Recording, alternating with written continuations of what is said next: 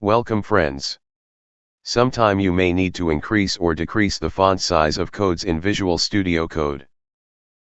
You can do that by modifying the settings.json file. Let's see how to do that. In your Visual Studio Code, open Command Palette by pressing Ctrl plus Shift plus P. I repeat, Ctrl plus Shift plus P. Then type settings.json.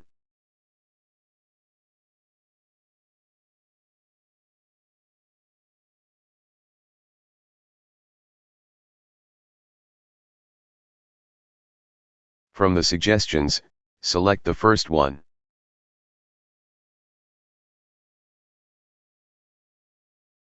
Settings.json will be opened. Add the following line at the bottom within a double quote, editor.fontsize and then, your desired font size.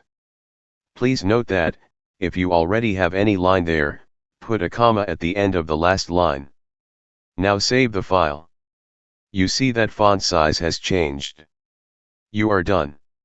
Thank you for watching.